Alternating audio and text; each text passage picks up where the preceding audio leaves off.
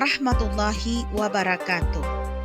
Perkenalkan, saya Dian Jaya Fitri SPD, calon guru penggerak Angkatan ke-9, Unit Kerja SMA Pertiwi 1 Padang, Provinsi Sumatera Barat. Pada kesempatan kali ini, saya akan menjelaskan tugas modul 1.1.A6 demonstrasi kontekstual pemikiran Ki Hajar Dewantara tentang pendidikan yang berpihak kepada murid sesuai dengan konteks diri dan sosial budaya. Adapun tema yang saya angkat, adat sopan santun Minangkabau dalam konteks kehidupan di sekolah. Sesuai dengan filosofi adat Minangkabau, adat Basandi Sara, Sara Basandi Kitabullah. Minangkabau terkenal dengan negeri yang beradat. Seluruh aspek kehidupan sudah diatur dalam bingkai adat yang bertujuan untuk mendatangkan keselamatan hidup bagi orang Minangkabau itu sendiri. Orang-orang Minangkabau yang tidak memiliki adat sopan santun dalam kehidupan disebut sebagai orang yang tidak beradab.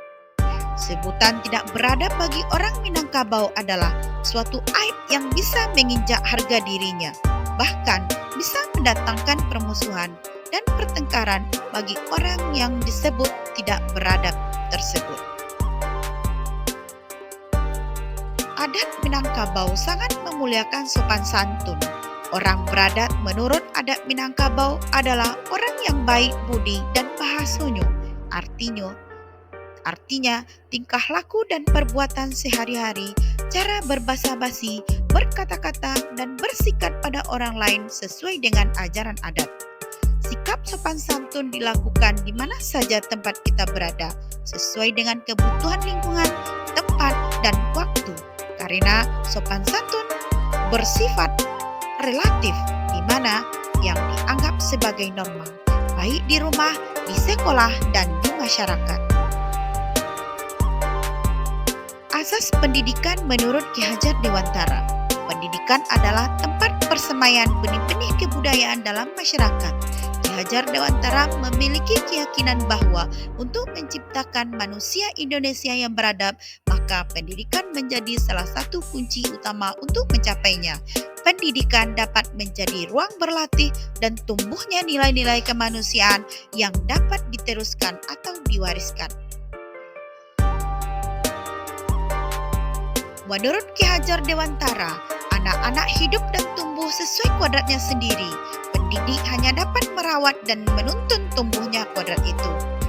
Ki Hajar Dewantara menjelaskan bahwa tujuan pendidikan itu adalah untuk menuntun segala kodrat yang ada pada anak-anak agar mereka dapat mencapai keselamatan dan kebahagiaan yang setinggi-tingginya, baik sebagai manusia maupun sebagai anggota masyarakat. Oleh sebab itu, pendidik hanya menuntun kodrat anak itu untuk tumbuh dan kembang sesuai kodratnya masing-masing. Menurut pemikiran Ki Hajar Dewantara, pendidikan memerdekakan, pendidikan menuntun, pendidikan sesuai dengan kodrat alam dan kodrat zaman, di mana pendidikan merupakan wadah untuk murid belajar dengan merdeka, dan pendidikan merupakan tugas guru hanyalah menuntun siswa ke arah yang lebih baik, dan pendidikan sesuai dengan kodrat alam merupakan lingkungan di mana anak berada. Dalam proses pembelajaran, pendidik harus memperhatikan lingkungan di mana tempat tinggal anak dan menyesuaikan adat dan budaya lokal. Sedangkan kodrat zaman, pendidikan menekankan kemampuan anak sesuai dengan perkembangan zaman. Adapun penerapan ide atau gagasan terkait pemikiran Ki Hajar Dewantara secara kontekstual di sekolah saya.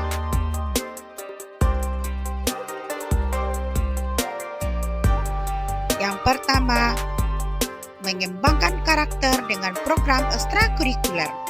Ekstrakurikuler merupakan media untuk menyalurkan bakat dan minat siswa. Salah satu langkah upaya untuk membangun manusia secara utuh, mengembangkan minat dan bakat siswa untuk pembinaan ke arah yang positif. Di dalam proses ekstrakurikuler, kami sangat menuntun siswa supaya bisa bersikap sopan santun. Kedua, kegiatan SMA Pertiwi biasakan mengajarkan salam sapa sopan santun. Yang ketiga, mengajar sesuai kodrat murid. Guru memberikan pembelajaran yang bervariasi terhadap murid. Di dalam proses pembelajaran, guru menuntun siswa untuk bisa bersikap sopan santun, baik dalam berinteraksi dengan teman sejawat maupun dengan guru.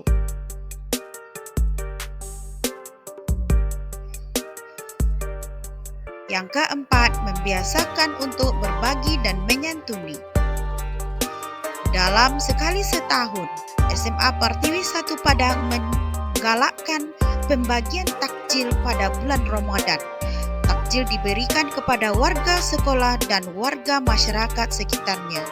Dan juga SMA Pertiwi 1 Padang membiasakan dan membudayakan beras genggam, yaitu beras yang dianjurkan membawa oleh para warga sekolah, baik guru, siswa, dan karyawan, dalam setiap hari Jumat pagi, yaitu membawa dari rumah masing-masing beras genggam. Beras tersebut nanti diberikan kepada anak-anak yang membutuhkan bantuan. Untuk dapat mewujudkan pendidikan yang berpihak kepada murid dalam menuntun siswa bersikap sopan santun tidaklah mudah. Namun terdapat tantangan yang harus dihadapi, di antaranya: yang pertama, masih rendahnya motivasi siswa untuk mengikuti program sekolah. Yang kedua, masih kurangnya sarana dan prasarana untuk menunjang karakter siswa. Yang ketiga, kurangnya kesadaran dari lingkungan terkait sopan santun. Yang keempat, belum maksimalnya peranan orang tua di rumah terkait karakter anak. Adapun solusinya, yang pertama, meningkatkan kesadaran siswa untuk melaksanakan program sekolah. Yang kedua, melengkapi sarana dan prasarana sekolah. Yang ketiga, dimulai dari diri sendiri. Yang keempat, memaksimalkan peranan orang tua di rumah. Sekian uraian saya pada hari ini. Terima kasih. Salam Guru Penggerak. Assalamualaikum warahmatullahi wabarakatuh.